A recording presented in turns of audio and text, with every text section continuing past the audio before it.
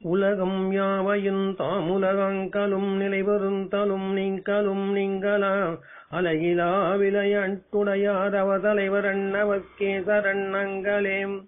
ஐவகை பொது 4 கரணவங் குணங்கள் 3 செய்வினை 2 ஒன்றி யாவரும் திகைப்படின்ற பொய்யிருள்ளகல ஞானப் பொருண்கறிவிரிந்த முத்தேல் கைவளராடி செங்கண் கண்ணனை கருத்துள் வைப்பாம். ஆன்மலாபம் பகவத்கீதையின் ஸ்லோகங்களின் தமிழ் அர்த்தத்தை நாம் சிந்தனை செய்து கொண்டிருக்கின்றோம். சென்ற முறை 2வது அத்தியாயம் 19வது ஸ்லோகம் வரையில் பார்த்திருக்கிறோம். தொடர்ந்து பகவான் பேசுகின்றார். 2வது அத்தியாயம் சாங்கியோகம் ஸ்லோகம் 20. இந்த ஆன்மா பிறப்பற்றது, நாசமற்றது, என்றும் உள்ளது, பூரணமானது. ஆகையினால் தேகம் கொல்லப்பட்டாலும் ஆன்மா ஒருபோதும் கொல்லப்படுவது இல்லை, பிறக்கிறதும் இல்லை, இறக்கிறதும் இல்லை. முன்னர் இல்லாமல் இருந்து பின்னர் உண்டாவதும் அன்று, முன்னர் இருந்து பின்னர் இல்லாமல் போவதும் அன்று. இது ஸ்லோகம். ஆன்மா எக்காலத்தும் உள்ளதால் பிறக்க வேண்டிய அவசியமே இல்லை. பிறப்பே இல்லை என்ற போது இறப்பும் இல்லை. எங்கும் நிறைந்திருக்கின்ற, அனைத்துக்கும் ஆதாரமாக இருக்கின்ற பிரம்மமே ஆத்மா. உடல் என்ற கூட்டிற்குள் அந்த பிரம்மம் வருகின்ற பொழுது ஆத்மா என்ற பெயர் பெறுகின்றது. இந்த உடம்பு என்ற கூட்டிற்குள்ளே ஆத்மாவாக வெளிப்படுகின்றது, திரிகின்றது. வெளியில் வியாபித்துள்ள பிரம்மம் இருப்பதாக தெரியவில்லை. உடல் என்ற கூட்டிற்குள் பிரம்மம் வருகின்ற போது இருப்பதாக தெரிகின்றது. வெளியே எங்கும் வியாபித்திருக்கின்ற பிரம்மம் இருப்பதாக தெரிவதில்லை. வானொலி அலைகள் எங்கும் நிறைந்திருந்தாலும் ரேடியோ எங்குள்ளதோ அங்குதான் பாடலாக வெளிப்படுகிறது. அதற்காக அந்த வானொலி அலைகளே இல்லை என்று சொல்ல முடியாதல்லவா? அதேபோல் மனம், புத்தி, உடல் எங்கு இருக்கின்றதோ அங்கு பிரம்மம் ஆத்மாவாக வெளிப்படுகின்றது.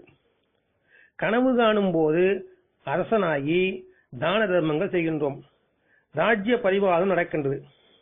கனவு கலைந்து விட்டால் கனவில் செய்த செயல்கள் பிரமை, மயக்கமானது என்பதை அறிவது போல தேகம் அழிவதையும் பிறப்பதையும் கண்டு ஆன்மா அழிவதாக எண்ணுவது பிரமை என்பதை உணர வேண்டும்.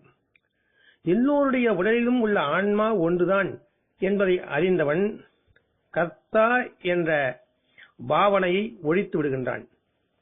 இதனால் அவன் எதை செய்தாலும் கர்த்தா, அதாவது செய்பவன் என்ற பாவனை இல்லாத காரணத்தால் செயல்களில் ஒட்டுவதில்லை. பாவ புண்ணியம் அவனை சேராது. கொலை செய்பவனும் கொலையாளியும் ஒருவனே என்பதை உணர்ந்து விடுகின்றான். ஒரு சன்னியாசி ஒருவன் அடித்து விட்டான், அவன் மயக்கம் அடைந்து விட்டார். சீடர்கள் வந்து முதல் உதவி செய்து தண்ணீர் தெளித்து நினைவை திரும்பச் செய்தார்கள். நினைவு வந்துவிட்டதா என்று அறிய அவரிடம், சுவாமி, யார் சேவை செய்வது தெரிகின்றதா என்று கேட்டார்கள்.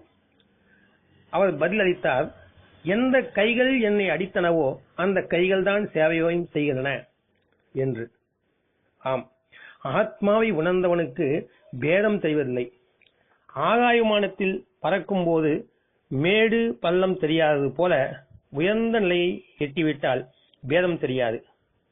அவ்வாறு என்றால் கொலை செய்யலாமா? செய்யலாம். திருட முடியுமா? திருடலாம்.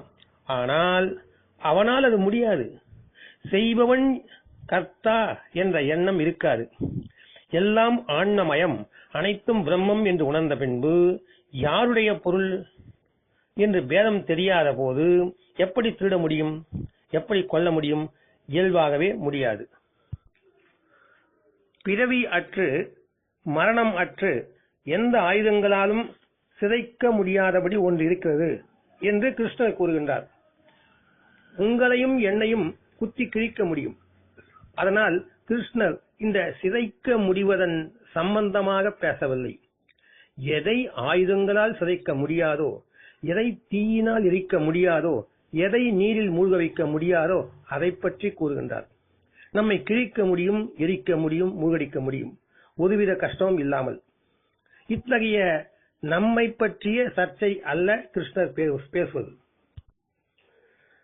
நடந்த நிகழ்வு ஒன்றை படித்தேன். அப்படி படித்ததை அப்படியே வாசிக்கின்றேன். இது உங்களுக்கு புரிந்து கொள்வதற்கு உதவிகரமாக இருக்கும். சிக்கந்தர் இந்தியா மீது படையெடுத்து வந்தான். அவன் திரும்பி போகும் முன், இந்தியாவின் எல்லையை கடக்கும் முன், அவனது நண்பர்கள் கிரீஸ் தேசத்து தத்துவ ஞானிகள் கேட்டிருந்த ஒரு விஷயத்தை அவனுக்கு நினைவுக்கு கொண்டு வந்தார்கள். அந்த தத்துவ ஞானிகள் இந்தியாவிலிருந்து ஒரு சன்னியாசியை அழைத்து வரும்படி சொல்லியிருந்தார்கள்.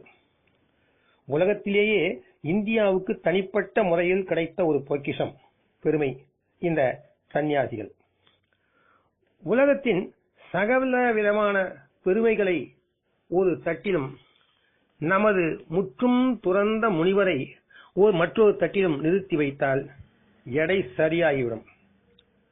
ஒரு சமயம் உலகத்தின் சகல சம்பத்துகளும் பெருமைகளும் நசித்து போய்விடுமானால், அன்று நாம் அளித்த சந்நியாசியே உலகம் முழுவதற்கும் அர்த்தம் உள்ளதாக விளங்குவார். ஏகப்பட்ட பொருளை சிக்கந்தர் கொள்ளையடித்திருந்தான். விலை மதிப்பற்ற வைரமும் வைடூரியம் எடுத்துச் சென்றாலும் இவையெல்லாம் அங்கும் இருக்கின்றவையே. சந்நியாசி ஒன்றுதான் அந்த தேசத்தில் இல்லாதது. அங்கே இல்லாததாக ஒரு சந்நியாசியையும் எடுத்துச் செல்லாமே. இவ்வளவு எடுத்துச் செல்லும் போது ஒரே ஒரு சந்நியாசி எடுத்துச் செல்வது என்ன கஷ்டம் என்று சிக்கந்தர் நினைத்து தன் சிப்பாய்களை ஒரு சந்நியாசி பிடித்து வருமாறு அனுப்பினான். கிராமத்தில் சென்று அவர்கள் விசாரித்த போது ஜனங்கள், ஒரு சந்நியாசி இருக்கின்றார், ஆனால் அவரால் உங்களுக்கு என்ன பயன்? உங்களைப் போன்று கையில் உருவிய வாழ்வுடன் இருப்பவர்கள் சந்நியாசிடம் ஏன் போக வேண்டும்? இது என்ன பைத்தியமாக இருக்கிறது என்று கேட்டார்கள். பைத்தியக்காரத்தனம் அல்ல, எங்கள் அரசர் சிக்கந்தர் ஒரு சாதுவை பிடித்து யூனானுக்கு, அதாவது கிரீஸுக்கு அழைத்துச் செல்ல விரும்புகின்றார் என்று சிப்பாய்கள் பதிலளித்த போது அவர்கள் சிரித்தார்கள். உங்கள் கையில் சன்னியாசி யாராவது அகப்பட்டால் அவர் உண்மையில் சன்னியாசி அல்ல என்பதை புரிந்து கொள்ளுங்கள். இந்த கிராமத்திலேயே ஒருவர் இருக்கிறார். நாங்கள் அவருடைய இருப்பிடத்தை காட்டுகிறோம். 30 வருஷங்களாக நதிக்கரையில் சாதனை செய்கிறார். இந்த 30 வருஷங்களாக நாங்கள் பார்த்தவரை, அறிந்த வரையில் அவர் ஒரு சிறந்த சன்னியாசி என்று நிச்சயமாக சொல்ல முடியும். ஆனால் அவரை நீங்கள் பிடிக்க முடியாது என்று சொன்னார்கள். சிப்பாய்கள் சொன்னார்கள், என்ன கஷ்டம் அதில், கையில் கத்தி இருக்கிறது, விலங்குகள் இருக்கின்றன என்று சொன்னார்கள். போங்கள், அவற்றாலே பிடித்துக் கொள்ளுங்கள் அவரை என்று கூறிவிட்டு சென்று விட்டார்கள் ஜனங்கள். அந்த சன்னியாசியிடம் சென்று சிப்பாய்கள், மகாவீரர் சிக்கந்தரின் ஆணை, நீங்கள் எங்களுடன் கிரீஸ் வர வேண்டும். நாங்கள் உங்களுக்கு சன்மானம் செய்வோம், சேவை செய்வோம், ராஜபோகத்தில் ஆழ்த்துவோம், வழியில் எந்தவித கஷ்டமும் துக்கமும் ஏற்படாமல் அழைத்துச் செல்வோம் என்று சொன்னார்கள். சன்னியாசி விழுந்து விழுந்து சிரித்தார். அந்த சன்னியாசி சொன்னார், சேவையே எனக்கு தேவையாக இருந்தால், சுகமே வேண்டியதாக இருந்தால், வரவேற்பே வேண்டியதாக இருந்தால் நான் ஏன் சன்னியாசியாக இருக்கேன்? விடு, கனவை பற்றிய பேச்சை பேசாமல் உபயோகமாக ஏதாவது பேசு என்றார். சிப்பாய்கள் விடவில்லை. உபயோகமான விஷயம் ஒன்றே ஒன்றுதான், நீங்கள் வர மறுத்தால் நாங்கள் கட்டாயமாக பிடித்து அழைத்துச் செல்வோம் என்று சொன்னார்கள். அந்த சன்னியாசி பொன்னகையோடு, யாரை பிடித்து அழைத்துச் செல்கிறீர்களோ அவர் சன்னியாசி இல்லை. சன்னியாசி பூரண சுதந்திரமானவன், அவனை யாரும் பிடித்து அழைத்துச் செல்ல முடியாது என்றார்கள். சிப்பாய்கள் விடுவதாக இல்லை, கொன்று விடுவோம் என்று கூச்சலிட்டார்கள். அப்போதும் அவர், நீங்கள் அதை செய்ய முடியும், ஆனால் நீங்கள் யாரை கொல்லுகின்றீர்களோ அது நான் அல்ல, நீங்கள் என்னை கொண்டதாக பிரமையில் இருப்பீர்கள் என்றார். பிறகு, உங்கள் சிக்கந்தரையே நீங்கள் அழைத்து வாருங்கள், ஒரு கால அவருக்கு ஏதாவது புரியலாம் என்று கூறினார். சிப்பாய்கள் சிக்கந்தரிடம் சென்று, விசித்திரமான மனிதராக இருக்கின்றார் அவர், கொல்லுங்கள், ஆனால் உங்களால் கொல்லப்படுவது நான் அல்ல என்கின்றார் என்று முறையிட்டார்கள்.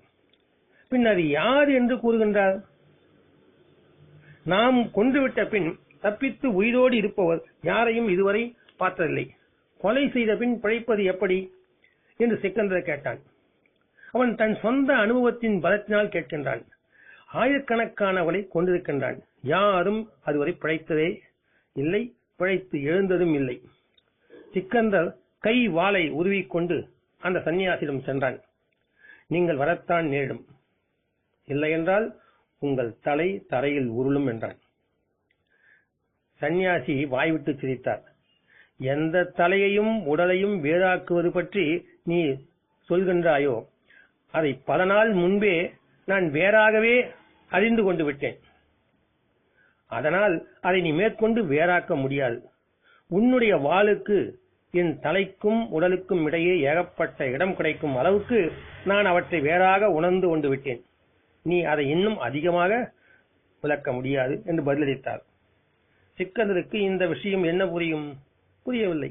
அவன் வாளை உயர்த்தினான். இப்போதே வெட்டி விடுவேன். வேதாந்த விஷயங்கள் எடுக்காதே. தத்துவ ஞானத்திற்கும் எனக்கும் ஒரு தொடர்பும் இல்லை. நான் ஒரு காரியவாதி. இந்த ஆகாச பந்தல் பேச்சை விட்டுவிடு. ஒரு வீச்சு வீசினால் தலை கீழாக உள்வதை பார்ப்பேன். சந்நியாசி சற்றும் தயங்காமல் மறுமொழி அளித்தார். வெட்டு.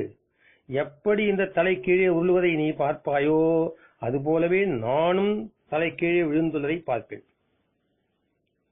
இதை நன்றாக கவனிக்க வேண்டும்.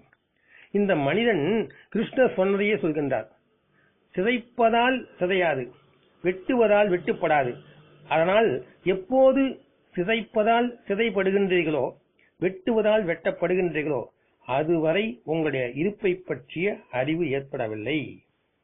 சரீரம், அதாவது தேகம் சிதைக்கப்பட்டாலும் உள்ளே சிதைக்கப்படாமல் ஒன்று எப்போது தெரிகிறதோ, சரீரம் வெட்டுப்பட்டாலும் வெட்டுப்படாமல் உள்ளே எப்போது மீதி இருக்கிறதோ, சரீரம் நோய்பட்ட போதும் உள்ளே நோயை கடந்து ஒன்று எப்போது இருக்கிறதோ, துக்கத்தினால் தேகம் நிரம்பியுள்ள போதும் துக்கத்தை கடந்து ஒன்று எப்போதும் நின்று பார்த்து கொண்டிருக்கிறதோ, அப்போது கிருஷ்ணர் கூறுவது அந்த உங்களை பற்றி என்பது புரியும். அந்த உங்களை பற்றி இதுவரை உங்களுக்கு ஒன்றும் தெரியாது. அர்ஜுனன் சிக்கந்தர் கூறியது போலவே கூறுகின்றான். அவருடைய இயற்கை சுபாவமும் ஒரே மாதிரிதான். நம் எல்லோருடைய இயற்கை பிரிவும் அதுவே. எப்போதும் தேடிக்கொண்டே இருங்கள். காலில் முள் தைத்த போது முள்ளால் பாதிக்கப்படாமல் உள்ளே ஒன்று இருக்கின்றதா என்று பாருங்கள். நோய் வந்தபோது சற்று உள்ளே நோக்கி வியாதியை கடந்து ஏதாவது தப்பித்து இருக்கிறதா என்று யோசியுங்கள். துக்கம், அழுகை, சிரிப்பு இவை தினந்தோறும் மாறி மாறி ஏற்படுகின்றன. அவற்றுக்கு வெளியே எதுவும் இருக்கின்றதா என்று தேடுங்கள். மெதுவாக நிதானமாக தேட தேட அது தெரிய வரும்.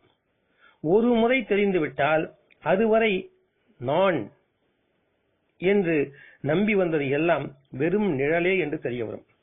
நிழலையே நாம் என்று நம்பியிருந்தோம். எதனுடைய நிழல் விழுகின்றதோ அதை பற்றிய அறிவு நமக்கு இருக்கவில்லை. நிழலோடேயே ஒன்றாகி வாழ்ந்து வந்தோம். அந்த நிழல் நமது நினைவுகளின் இணைப்பு, நமது பிறப்பிலிருந்து மரணம் வரை உருவாக்கப்பட்ட சித்திரங்களுடைய ஆழ்தம் தொகுதி. ஆன்மா என்பது இந்த உடல்களை தாங்கக்கூடிய ஒன்று. அருவமாக, நுட்பமாக, கண்ணுக்கு தெரியாத வடிவிலே இருக்கின்ற ஒன்று. பார்த்தால் அண்ட சராசரங்களும் எல்லா கிரகங்களும் கோள்களும் பரந்த வெளியில் சுற்றி வருகின்றன. அந்த பரந்த வெளிக்கும் ஏதோ ஒன்று ஆதாரமாக இருக்க வேண்டும் இல்லையா? அதன் பேரில் தான் அந்த பரந்த வெளி இருக்க வேண்டும். அந்த பரந்த வெளியிலே அண்டங்களும் சராசரங்களும் இருக்க வேண்டும் இல்லையா? அந்த பரந்த வெளிக்கும் ஆதாரமாக இருக்கின்ற ஒன்று கண்ணுக்கு தெரியாததாக, அருவமாக, நுட்பமாக இருக்கின்றது. அதை போலத்தான் ஆன்மாவும் நம் உடலிலே எல்லாவற்றுக்கும் ஆதாரமாக, அனைத்துமாக இருந்து கொண்டு நுட்பமாக இருக்கின்றது. நம் கண்ணுக்கு தெரிவதில்லை. ஆனால் நம் ஆன்மா கண்ணுக்கு தெரியாதனால் அது பரந்த வெளியை போல், ஸ்பேஸ், ஆகாயத்தை போல் உள்ளே இருப்பதால் அதை வெட்டவும் முடியாது, குதத்தவும் முடியாது என்று பகவான் சொல்லுகின்றார். அது பிறப்பதில்லை. பிறப்பது இந்த தேகம் மட்டுமே, அழிவதும் இந்த தேகம் மட்டுமே. உள்ளே இருப்பது அப்படியே அழியாமல் இருக்கிறது என்பதை நாம் தெரிந்து கொள்ள வேண்டும். தொடர்ந்து பார்க்கலாம். ஓம் தத்சத் ஸ்ரீ கிருஷ்ணாய பரபிரம்மணே நமக.